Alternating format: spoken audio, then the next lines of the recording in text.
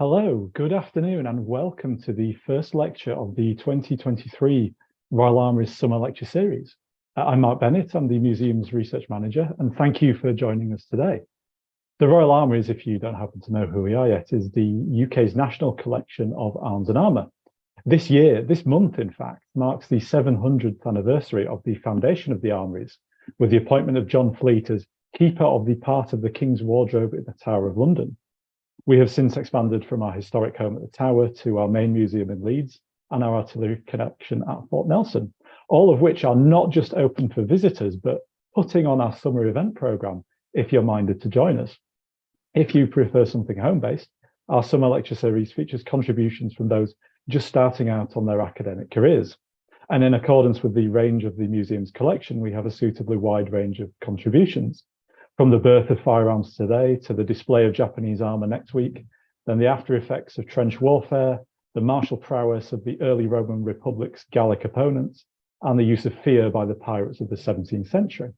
For more details of any of these talks, go to the museum's website, which is royalarmouries.org.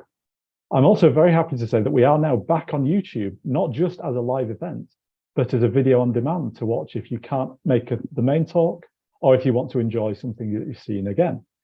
Now, YouTube has unfortunately buried the streams somewhere deep in the user profile. But if you go to YouTube, if you find our page and you click the Live tab, you'll see most of what we've done previously, including any of these talks that you happen to have missed, and some from the depths of history, which I struggle to recollect the immediate aftermath of COVID. After the main event, we'll be taking questions from both the Zoom Q&A function and the YouTube chat. Send them in as they occur to you, and I'll put them to the speaker after the talk. I can't guarantee to get through them all. I can't promise to cover specifically the popular ones, but we'll cover as many as we can out of the ones that we get.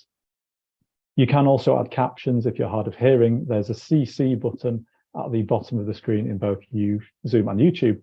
If there are any technical issues, then in Zoom, you've got the option to raise a hand. There's not much we can do about YouTube, but reloading the page normally works. So with all the technical considerations out of the way, let's turn to today's event. Joe Tryner is a doctoral candidate of the University of Sheffield, currently, as I understand it, writing up his thesis, and we're probably looking forward to a break from the hard graft. So we've worked with Joe previously, including organising our Weapons in Society 3 conference earlier this year. His previous research has looked at the Florentine religious radical Savonarola and the moral economy of the early Renaissance merchant. But it's his current project that brings us here today, which is the impact that the introduction of firearms had across society, culture, and politics in 16th century Italy. So without any further ado, over to you, Joe. Hi, everyone. Yeah, thank you. Let me just share my screen. Brilliant. Okay, so yeah, hello, everyone. Thank you for joining us again today, and thank you for the Royal Armouries for inviting me to present a paper and show off some of the research that I've been working on in the last few years, and which I hope to submit as a PhD thesis later this year. So I'm hoping that you'll find this insight into my research topic interesting, and that it brings out a slightly different approach to, or a slightly different perspective on a history of weapons than is perhaps expected. Much of my focus when studying history has been to try and uncover aspects of everyday life and experience, and I think this creates interesting histories and uncovers fascinating stories, and it's also one of the best ways to relate to historical figures and understand how their lives were both similar and very different from our own. So having said that, this paper focuses on a century of significant political, social and technological change, and this is very important context to people's lives in the Italian 16th century, and it helps explain some of their experiences and the decisions they made. So I will run through a wider history of the time as well, and the Italian wars of 1494 to 1559 are key to this, for example. So my presentation is entitled A Rascal with His Firestick, the Artist, the Arquebus and the Italian Wars. And this presentation pulls on some of the most important themes of my PhD research and hopefully shows you some of its highlights. So please keep hold of any questions you have as I go along. I'm really looking forward to hearing your thoughts on the topics I cover. So If I can swap slides. Bear with me a second, I'll try again.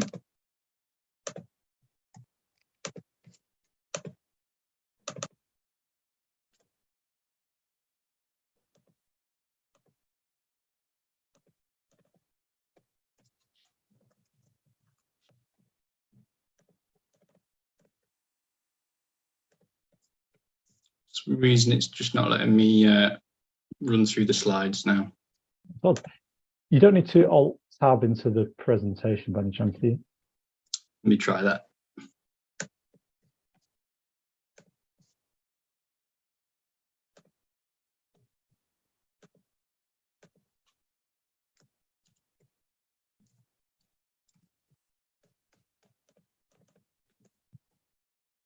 No, sorry about this. It was working just a moment ago. As it always does. I mean, we could always watch the slightly less good view, so we can see the slides if you share your screen. So that may be a suitable stopgap. Apologies to. Yeah. So it won't actually let me cycle through them like it was just a moment ago.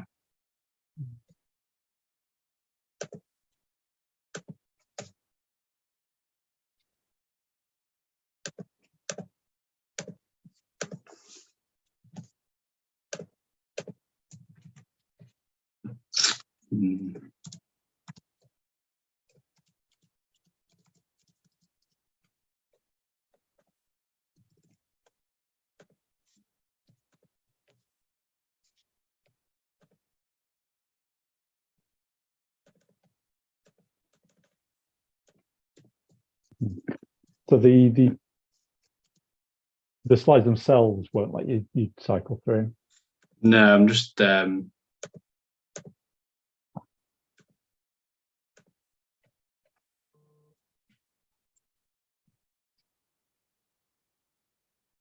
bear with me 1 second, I'll have another go.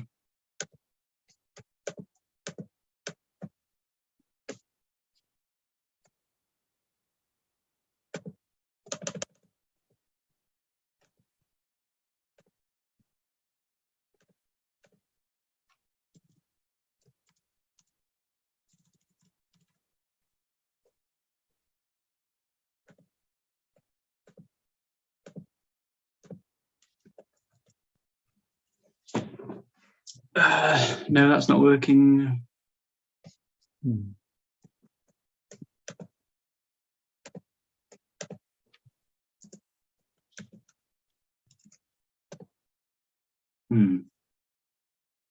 wonder if, Mark, can I quickly just leave and join back in and see if that.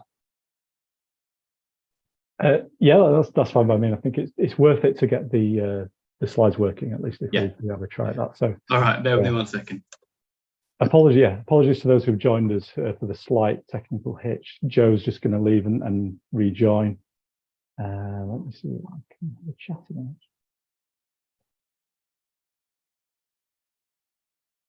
Yeah, unfortunately, I've advertised all our summer lectures so far, at least, but hopefully it's going to be a really interesting series, quite wide-ranging, but again, that is the nature of the collection.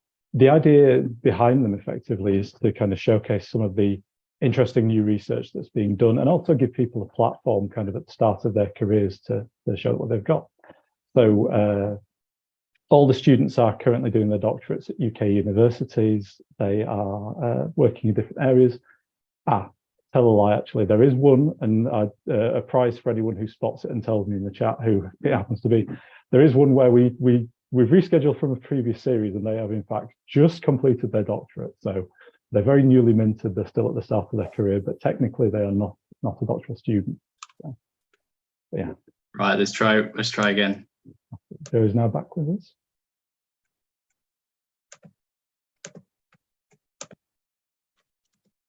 Okay, that looks like it's working to me. Yeah, if I'm still on your first slide, but if you click through, we should be perfect. Fantastic. Real. Sorry about that. No, absolutely fine. No problem. Thank you to the audience for bearing with us and for my putting up with my extemporization, but I will let you get on with it, Joe. Okay, no problem. I can't put video on, it says, because of the host, but we can work without that. Okay, so sorry about that. We'll start again. We'll start where I intended, and it was with Benvenuto Cellini, who was a renowned goldsmith living in the 1500s. And you can find a bust of him proudly displayed on the Ponte Vecchio today in Florence. So he's a rather controversial figure, and he was even in his own life. His autobiography records a remarkable life, and its character bursts from the pages. It plots his artistic achievements, his adventures, but also the men he killed, the wars he relished taking part in, and the multitude of crimes he committed. Of note for this research, though, is Cellini's fascination with guns, and he used them for sport and recreation, but also for threatening others, killing and defending himself. And his experience of war and his love for guns, though, was shared by many of his contemporaries.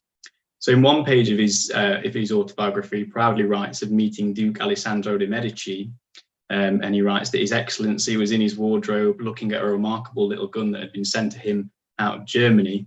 When he noticed that I too paid particular attention to this pretty instrument, he added, he claims that Alessandro offered that I might choose an arquebus of my own liking from the armory. And he would later call one of these guns, it might have been this one, his good brocado, and that was the nickname he gave it. So this quote from Cellini highlights the potential popularity of guns in this period and the spread of gun cultures that had their very enthusiastic adherents. Contrastingly, though, the quote that's included in the title of this presentation comes from another man, the writings of Blas de Montluc, who was a soldier and veteran of the Italian wars, fighting on the side of the French.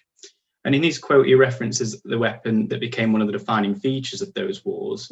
Differing from the tone set by Cellini, however, Montluc was obviously took quite a negative opinion towards guns.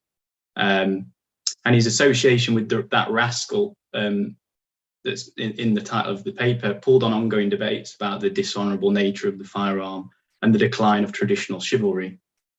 So much like today, guns provoke very different reactions from people. But in many ways, the gun was a representative of a period that also falls under what we would call the Renaissance. And it's a time we all know that is lauded for its sublime art, creativity, and innovation, but it also had a darker side. And many of the more famous individuals that we meet today are representative of the Renaissance's conflicted nature. So, as I said, I do a brief overview of the Italian wars themselves. They are crucial context to this history.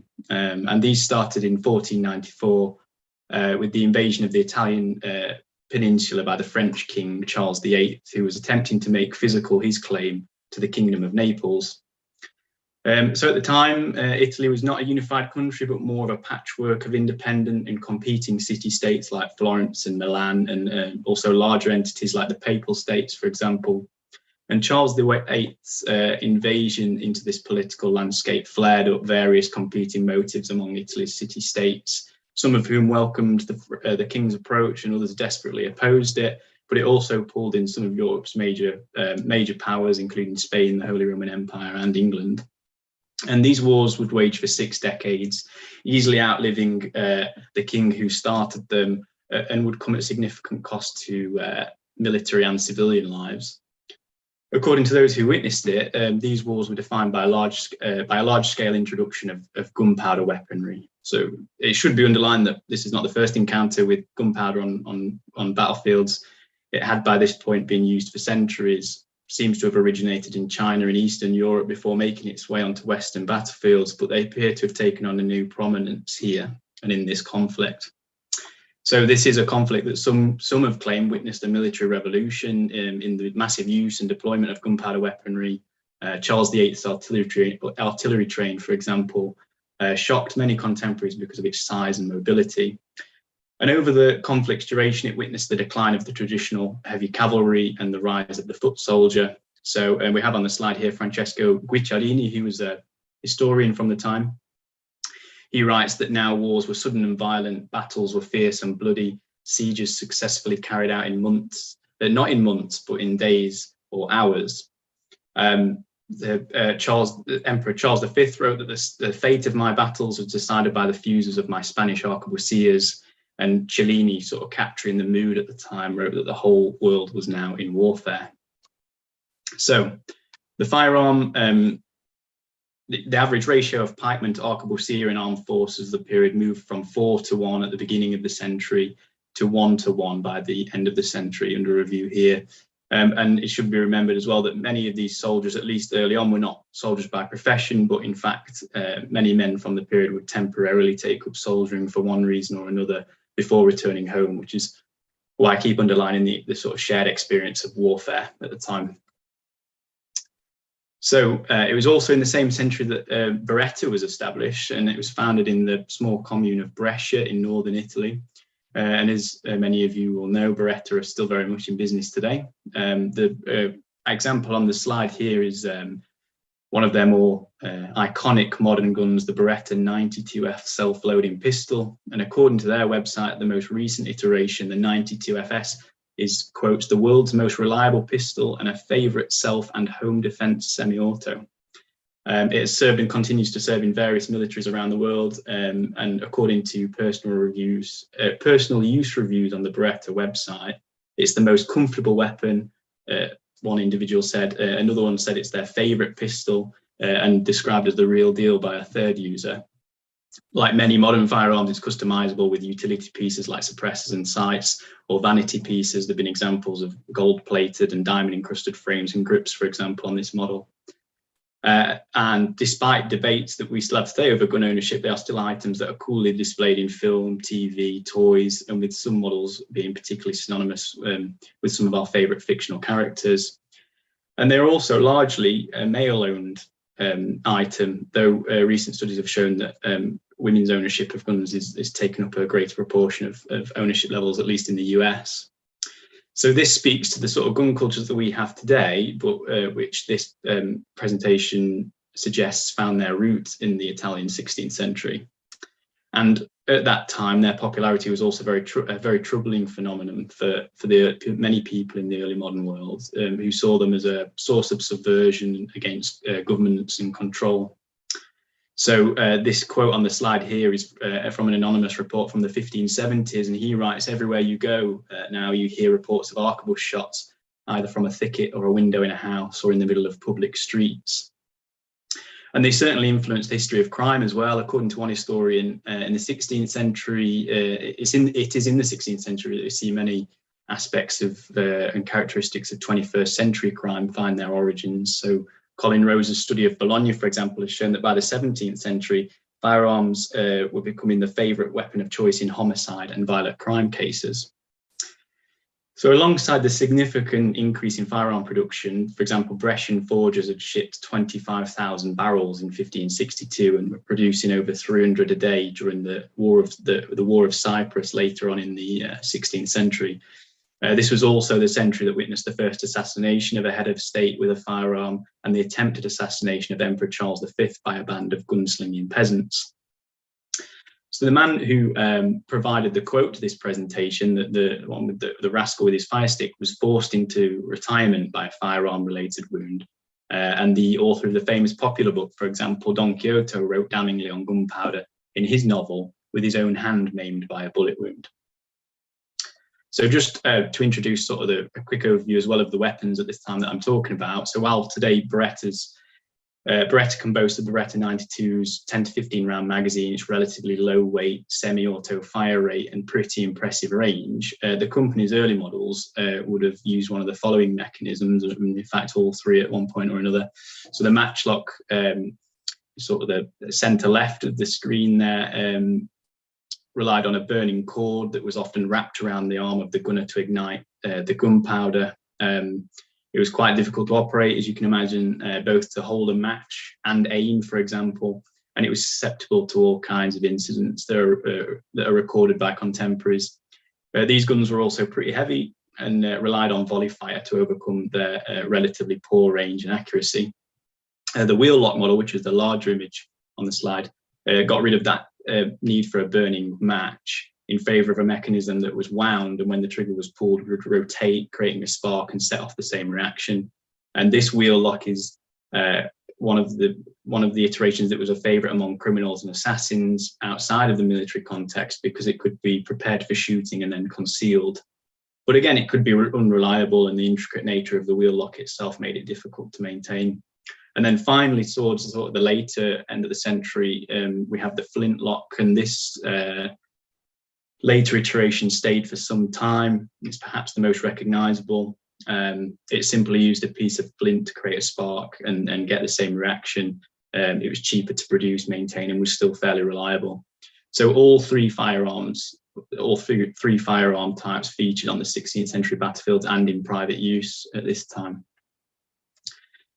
So again, because this is sort of a focus on the experience of the time, warfare was a common experience for most. The reason we know that Blas de Montluc, reason we know about Blas de Montluc in his writings, because he retired when he sustained the injury that he describes in this slide. And just as a warning, some of this is quite gory, and some of the later quotations are as well.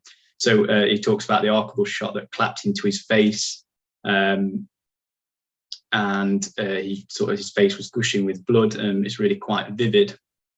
And he wrote with real disdain for the firearm, which he believed had killed chivalry.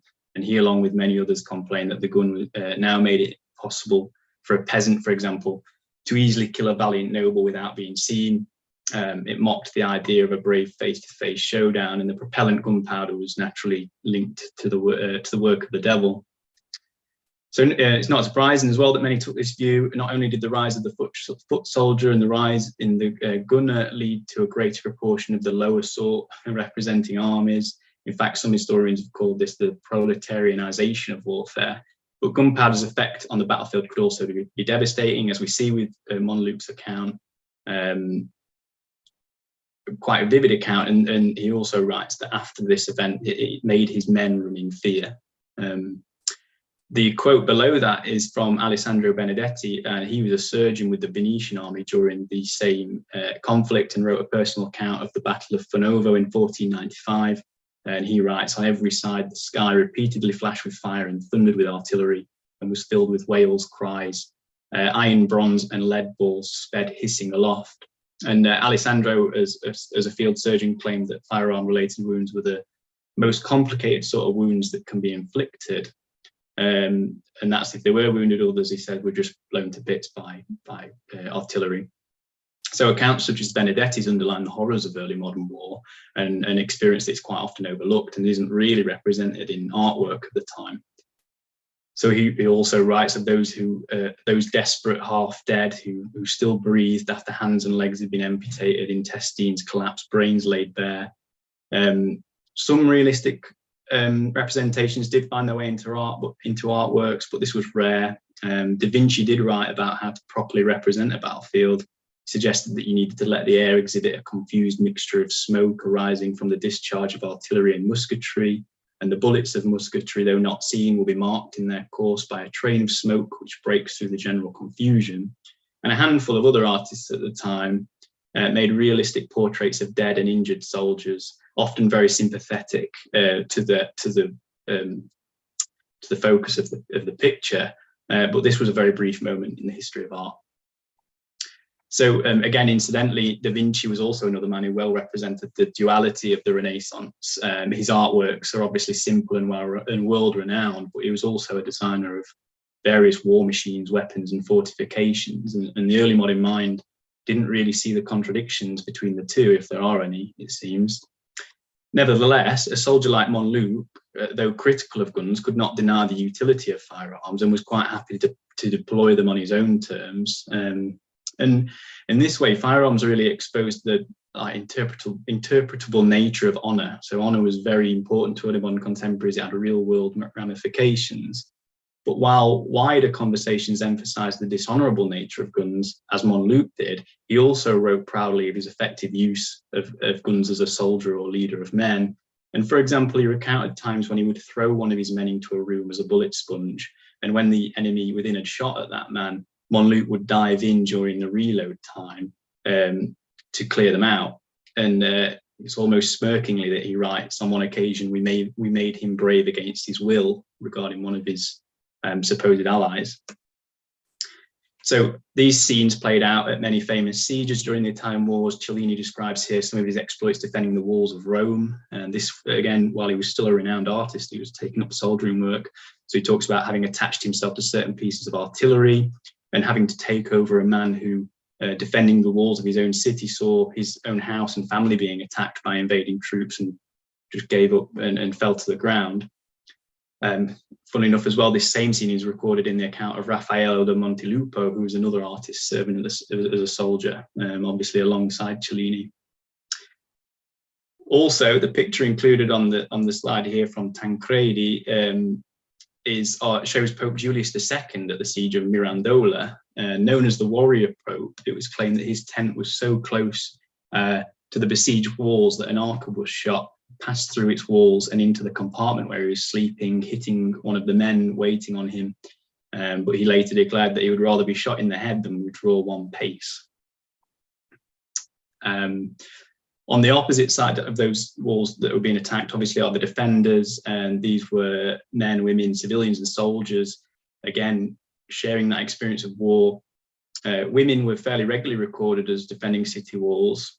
At Pavia in 1525, women were described manning and repairing walls, and similar scenes played out at the siege of Pisa. At the sack of Antwerp, Francesco Bocchi praised the efforts of two women who bolstered the city's defences under heavy fire, and one of whom was later killed by cannon shot. And records from Ferrara in 1552 detailed 17 women among its defensive provisioning plans, including 6 armed specifically with firearms. So this was the proximity of people to the wars waging in their localities. And as part of this, firearms spread from local manufacture sites, from battlefields, and from returning soldiers into civilian context. Trade industries also grew up from the remains of battlefields as they were picked over for valuables in the aftermath of battles. And with larger army numbers, militias, and local industries booming, guns became cheaper, more accessible, and perhaps even necessary, because the Italian 16th century was also one plagued by the figure of the bandit, who often favoured firearms, supposedly. And Cellini again references this when he writes of travelling to Naples in 1532 with a wheel-lock arquebus laid across the pommel, primed and set to defend me, he writes. So the complaint, again, from an anonymous author on this slide, doesn't seem to have been exaggerating a great deal. Soon there will be no place nor state with personal security, given that every low herdsman or shepherd you meet in the countryside today has a wheel-lock arquebus over his shoulder. And there are also stories of women using them as well. On this one that was found in the Medici archives, a young woman of marriageable age burst out of the house with 3 arquebugetti, which would have been smaller firearms, and attacked the enemy with such skill that 4 of them were killed and 1 badly injured. So wealthy individuals as well naturally started to sort of enthusiastically incorporate firearms into projections of their identity. Here we have Sir Martin Frobisher and Lady Theresa Shirley, both handling pistols in portraits. And many of these guns for the wealthier sort had all manner of decorations, like we saw with the modern Beretta, although not quite, but sort of the contemporary equivalent. There are examples of children's toy guns from this period, examples of which are found within the collection at the armories, as shown on this slide as well, with the 17th century toy matchlock. And one historian has claimed that by this point, individuals were caring for their guns in much the same way that they cared for their horses and hunting dogs. On a popular level, Cellini wrote of shooting tournaments and shooting for sport. Much of his leisure time, he claimed, was spent target shooting with friends.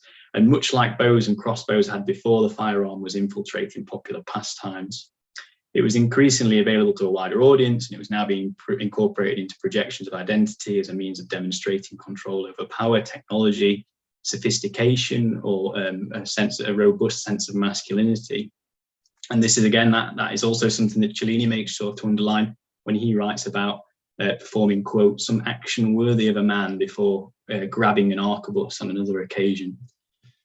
And as mentioned, though, they were also a cause of concern for governments at the time, who found them almost impossible to control. And throughout the period, governments were continually passing laws and decrees aimed at banning, standardising, or restricting firearm access. And the repetitiveness of these laws suggested that they were not working. An anonymous author suggested that the only way to stop the spread would be an international agreement on their control, and this was perhaps the first such idea to ever be tabled. So to move on to sort of the second to last section on criminality. So excluding the Italian wars, Italy was already a very violent country. And while many other European countries witnessed a decrease in violent crime rates from this period onwards, Italy bucked that trend entirely. Cellini introduces us to some of the general violence that he was quite happy to get involved with, as we've already seen. But a significant portion of my research actually focuses on the criminal law records that exist in Bologna from the 16th century. And these records are often sentences or witness statements, and they show that blades were, for example, carried almost habitually, and that most people very regularly encountered violence, either as a perpetrator, as victims, or as witnesses. So the example from March 1560, when Giacomo Jacobi was found in the street with 12 or 13 stab wounds, is sadly not uncommon. Giacomo was able to ask for help before he died in a house nearby. And much of this, I think, was compounded by similarly violent popular cultures, like aggressive early forms of football, by violent rituals around carnival and festivals, by vendetta and enmity, both of which centered around honor, but also by the shared experiences of war. So authorities also added to this sort of cycle of violence through public capital punishment, and even in their promotion of vigilante justice. So in the handwritten cases that you can see on the slide here, these are from the books of the condemned in Bologna. A group of men, basically, is what is described here. A group of men were banned from Bologna and were intending to take advantage of practices at the time by killing members of another wanted family. Sometimes if a bandit killed another wanted bandit, they could have their sentence removed and they would be allowed to return to their homes. But for whatever case here, the men were still hanged, and that's publicly, of course. So it should be noted that the majority of this violence was male and orientated around groups of young men, though women also make fairly regular appearance in the court records. They are often called forward for attacking men who owed them money, or attacking other women for various insults they felt they'd received. And the fresco, again on the slide here to the right of the pictures, from around 1500 is painted on the walls of Castello di Assogne in the north of Italy, shows a woman trying to stab a man across a table. Having said that, there is a gender dynamic at play with the weapons used. In my review of the sources so far, women are rarely caught using killing weapons like knives, swords, and it's even rarer that women are caught using guns in day-to-day life. So while we have the association of firearms with women wealthy enough to have portraits done, or the chance that women were called on to defend their homes during war and emergency, on a popular level, I've only found one case of a woman associated with a firearm so far, and this was only a reference to her trading it to a soldier. What is clear is that men were increasingly using firearms, choosing a firearm, or were more regularly witnessed in groups that toted firearms in this period. So the images on the slide are just some examples I've found so far. Some of them are at least intended to be harmless. Catherine Fletcher has found a case from September 1576 when a boy was brought into a court by his dad after a woman had apparently accidentally been injured by the gun the boy was using to shoot pigeons.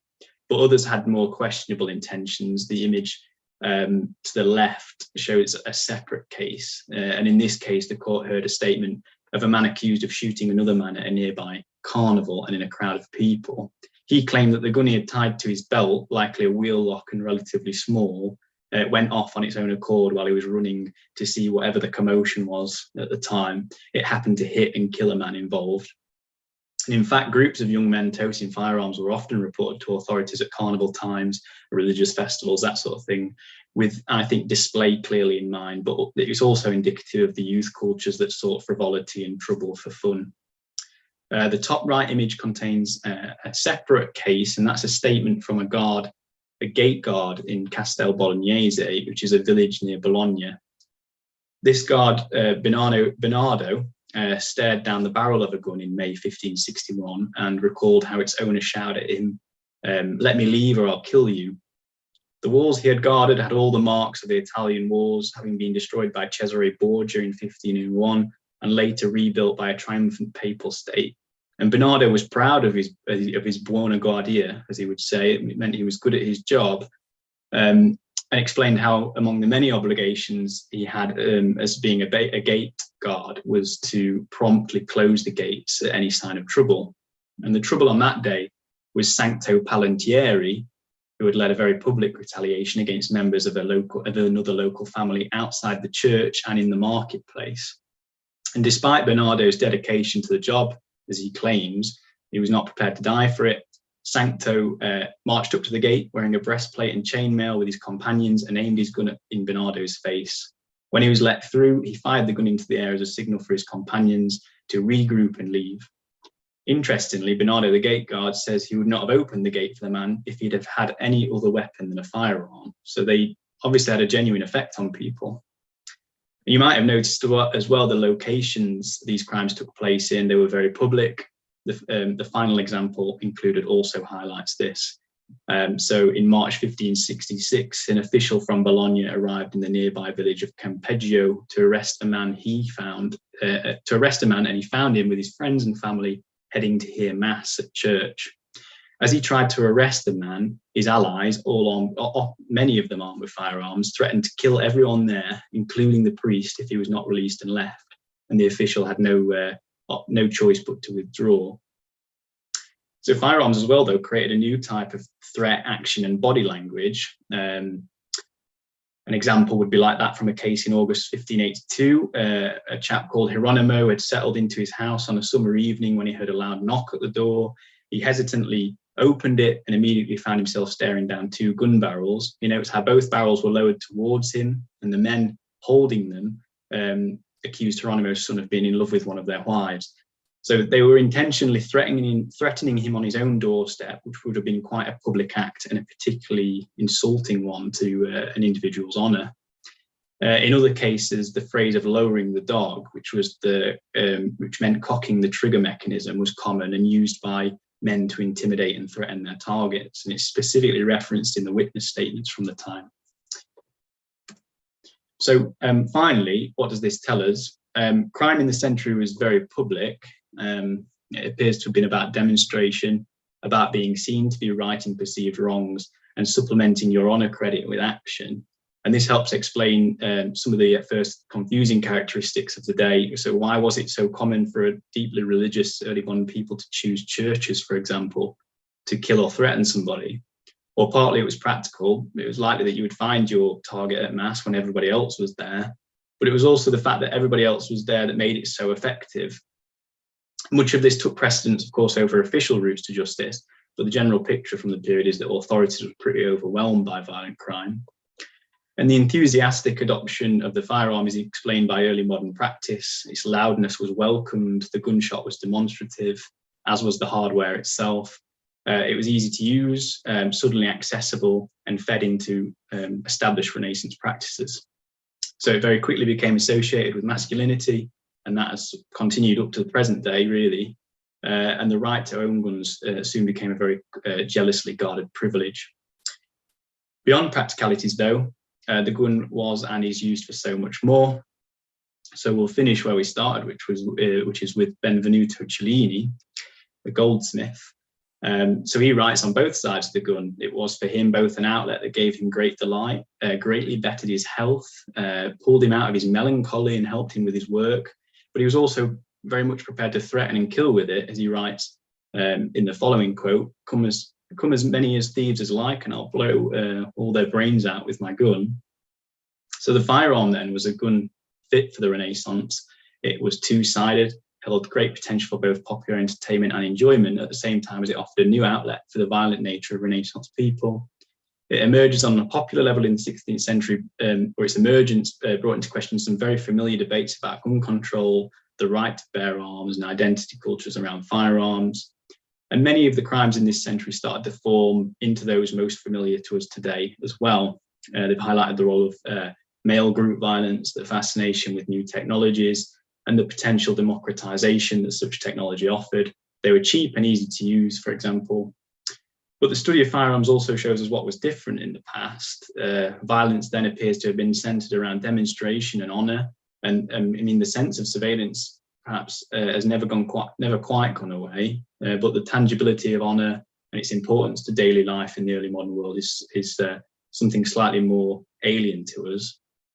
And Italy was also a more violent place on a day-to-day basis in the 16th century, and it books the argument that the world was becoming more civilized at this time, at least on a sort of steady trajectory to civilized society.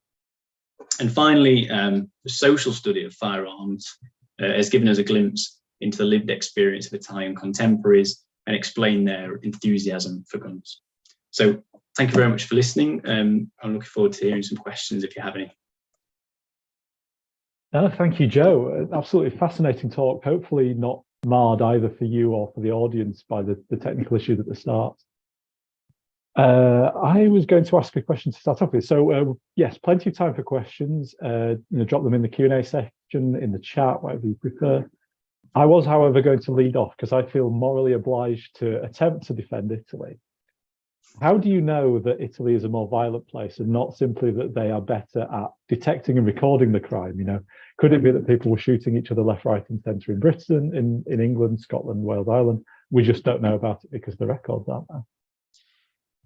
Yeah, I think it's definitely a good point. I mean, for example, the Tirone source base that I use in Bologna, which is central court, is remarkable for how much of it exists and survives. It was a very litigious society. Really liked their administration and their recording, and it was also quite a remarkably literate society. So all those things suggest that it was probably captured more. It was also a very fractious society, so there was more to capture. But the general consensus has been that so they work out sort of violence even today on homicide rates per 100,000. And historians have looked at other countries and found that it's significantly less at the time than what Italy is doing. So the statistics back it up, but there is a chance that it is being skewed by just how good they were reacting to it. At the same time, I don't think most crimes were recorded, most likely, because there was a general feeling at the time that, especially in Bologna, for example, where the Papal States had just taken over, there was a lot of distrust towards government, and people sought resolution via private means more often than not, and also by local powerful families would act as judges and arbiters of all sorts of disagreements. So at the same time, there was a lot of criminality that has been forgotten or lost because there's no record of it, and it was resolved via money or pieces that were made between figures. And it's also, some people have argued, where women's criminality might be hidden because they were less likely to be reported to the central court, more likely to have their sort of criminality resolved privately and that sort of thing. So I think on the whole, the evidence suggests it was a really violent society. There's a lot of crime that wasn't captured, but also the stuff that is captured is quite voluminous. I was going to say, it incorporated in autobiographies as well, by the sounds of it. You mentioned the crimes that Benvenuto Cellini committed. Now, just to be clear, are those crimes by the standards of the time that he's admitting to, or is it stuff that we would now look back and say, well, that's not quite appropriate? Well, he did a bit of both. I think a lot of the crimes he committed were crimes back then as well. Sometimes he got away with it because he had powerful friends in the right places. Other times he just ran away. He records, there's definitely a moment in there where he writes about shooting an innkeeper over an argument. He writes about, he was very quick to just, violence was seen as a perfectly reasonable resolution to very small, what we would see as very small slights. But yeah, he was still guilty of murder and all sorts of things. So yeah, definitely still crimes by their day. Yeah, good. I mean, out of curiosity, before we move on to sort of more concrete matters, you've got a fantastic range of sources here. If people are interested in the period, is, for instance, Cellini's autobiography published, or did you have to track it down in manuscript form? No, it's available digitally. There's quite a few websites that have it, so you don't need to traipse to any Italian archives to find that out. And it is a good read. It's interesting, very controversial, but you can really sort of hear him speaking through it, and he creates very vivid scenes. At the same time, you've got to be a little bit wary of it because Catherine Fletcher has suggested that it was probably intentionally controversial. Its celebration of firearms and that sort of thing was probably meant to wind people up because he was that sort of character. So again, like all sources, you have to be careful of who it was written for and why, perhaps. Fascinating. But yeah, there we go. Some summer reading if you happen to be off on holiday or anything like that. If it's okay, I'll drag you back onto some of the technical aspects. We have a question from Korpenflieger, I believe it is, from YouTube.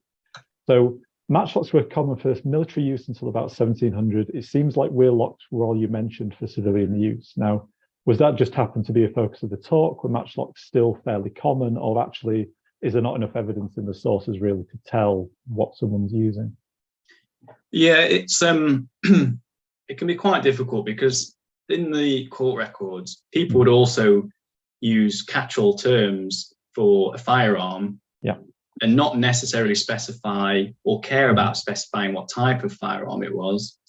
But having said that, an arquebus da rota, which is a wheel lock, is the most commonly cited gun in the court records. There are a few matchlock ones.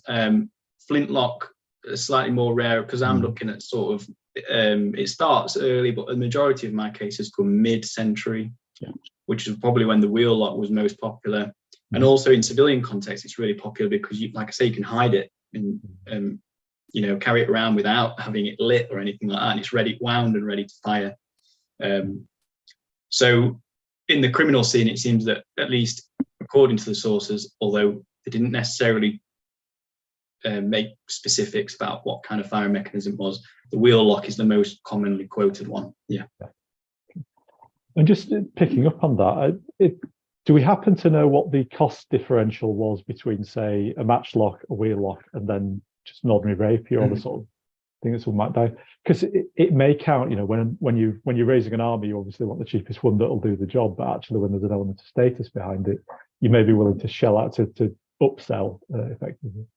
Yeah, really difficult to say on a popular level. So where people were sourcing these firearms is really tricky to pin down, and how much they were buying them for. I know that Victoria Bartels has found sources that suggest just outside of Rome you could buy, sort of mid-century, you could buy a wheel lock pistol for 27 scudi at the time, which was really quite cheap. Like, I think most people could have saved to afford one of them. So really difficult otherwise, though, to pin down price differences. I don't know them, and where they're getting them from, not necessarily always clear.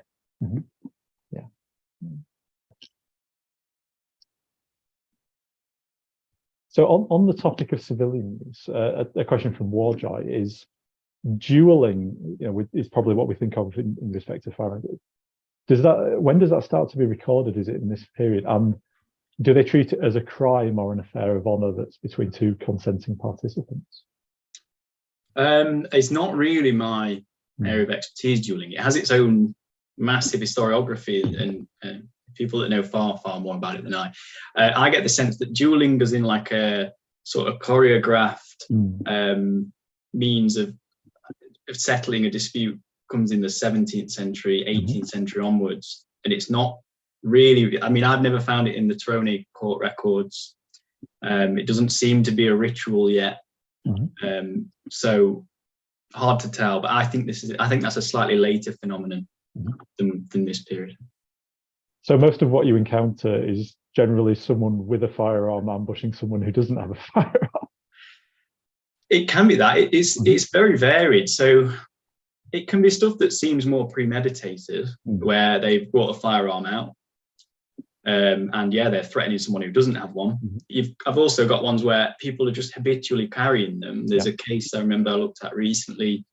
For some reason, a man is digging a ditch in the street, and this obviously offends another man, comes out with an arquebus aimed at this chap. This other chap who was digging the ditch happened to have one slung over his back anyway. And so they have some sort of tense standoff about whose right it is to dig this ditch in the street, and the fact that that is blocking access and that sort of thing. So they can come out of very seemingly minor disputes. But then other times at festivals and that sort of thing, they're obviously very intentionally taken out and carried. And if you've got a certain target you want to hit, then that often occurs in groups, and at least a couple of the men in those groups would be outfitted with firearms ready to go. Varies massively. Did that answer your question? Yeah, no, I think so. And it leads us actually nicely on to a question we just had on Zoom from Daniel Banford. So Daniel, thank you for that. You included a contemporary source referring to shepherds and herdsmen carrying arquebus. Are there many source references to them being used for defending livestock against wolves and bears, or is it just a pretext from criminal use? But I suppose it's not necessarily a thing that appears in the source records. No, I mean, in the countryside, it wasn't illegal to carry one. In the city, they try to control it. They have a licensing system, which I assume was like a ticket that you would have on your person to say you're allowed to carry this or have this in the city or home, or you'd have to leave your guns at the gate and pick them up as you left again. So in the countryside, it's very much associated with animal husbandry, that sort of thing, defending property from animals, but also defending from bandits. You had a right to defend yourself from bandits who often were also toting firearms. So no, it's not necessarily a pretext for criminal use. They definitely had practical uses alongside the leisure activities that people use them for, but also the criminal stuff. So yeah. Yeah. And Daniel provides an example from Hungary, and I'll have a stab at doing a similar one for contemporary Japan. So post the Warring States period, civilian ownership of most weapons is in fact banned. But the use of firearms for both farmers and hunters, like pastoralists, both still permissible. So in most cases, as I remember, they're owned nominally by the village, and then they're lent out to particular individuals. I think herdsmen, shepherds, I think they're allowed their own. But again, yeah, a case of actually these things are more useful in that context than we anticipate to be, and the states are willing to make that exception because they are, used in that respect. Even when, like Japan, they're probably more stringent. Yeah. I mean, in Germany at the time as well, similar to the 16th century, people were actively encouraged at one point to own them, and I think it was law at one point to at least have one serviced firearm in your house. Because the states at the time had a really difficult relationship with firearms. They wanted people to be ready in case of the need to defend their cities or towns, but only during emergencies. And what do you do with all these firearms that are then there during normal day-to-day life? And that's the thing that they never quite get right. And it's the same with Venice trying to control Brescia's output at the time. It's fantastic when you can make huge orders because there's a war going on, but then these industries also need income during peace times, and Venice can never quite stop it from supplying anybody and everyone because they can't be the only customer, if that makes sense. So these states constantly at the time seem to be struggling with control and production and just not really having no consistent policy on it as well. We've got 2 questions remaining, so I'll try and get through them both. We might need fairly hasty answers, but let's give it a go. So one from the Sunday Shooter: what might the difference between an arquebus and a matchlock musket be? Is it custom sporting arm versus mass-produced military arm? How does the terminology in that break down? Again, really difficult because there seems to be a lot of vagaries over definitions at the time. So a musket, that was in the question, right? About it's matchlock musket specifically. So I wonder if there may be an element of artificiality in the distinction. I don't know whether contemporaries would have seen arquebus and matchlock musket as different. Yeah, difficult to tell. The musket, as far as I am concerned, is like a slightly later iteration that had a higher, it was higher powered and maybe started introducing rifled barrels to it as well, the musket. So that was a more powerful variation that came in sort of the 1600s. An arquebus is a catch-all term, it seems, but it could vary from the sort of guns that were used in a military context that were so big that you'd need a fork. You have to stand it on a fork to shoot it. Or it can also just mean the wheel locks and the rifles that you find in the criminal law courts. Really difficult. There's no real, the day-to-day language doesn't really differentiate from which model they're talking about. But yeah, matchlock musket, I would suggest, is a later iteration, more powerful, using a higher gunpowder load and that sort of thing. Yeah. I was going to say, if people are curious about examples of each collection, our collection's online, available through the website, so you could put either term in there and see examples of certainly what we consider to be an arquebus and a matchlock musket and how the two differ. So our last one then from Steve Clark, and taking us back to the battlefield. Often been said that it took a man's weight in lead to kill him. Do a majority of people survive the initial shooting, or is this a problem of inaccuracy in that it's really bad if you get hit, but actually you're not as likely to get hit as you may assume? So, I mean, in a military context, it seemed to be quite effective if you could do the volley fire stuff, and that was to overcome the inaccuracies and range and that sort of thing. There's obviously also the problem you might not die straight away, but you're pulling in dirty fragments and cloth and that sort of thing, and they weren't necessarily great at extracting that and sorting that out. And they also intentionally poisoned bullets with dirty fabrics and that sort of thing, which was seen as a particularly dishonourable thing. The strange thing with the law records is you quite often find people that are just injured from a gunshot, less often that they're dead on arrival of a physician or a court official to check. And it won't say. So a lot of these court records are really frustrating because they'll just end. The books weren't necessarily that well ordered. You'll be following a case, the judge says something, and then the case disappears and it's gone. So you don't really know what happened to the person. They might have died later on because of complications and wounds and that sort of thing. But I think it, again, on the whole, also speaks to that sense of demonstration. People didn't necessarily want to shoot these guns at people. They wanted to threaten them with it and look as if they were quite prepared to do it. If you shot a gun, you're more likely to get either retaliation from other members of that family, or the governments and courts are going to come after you more heavily.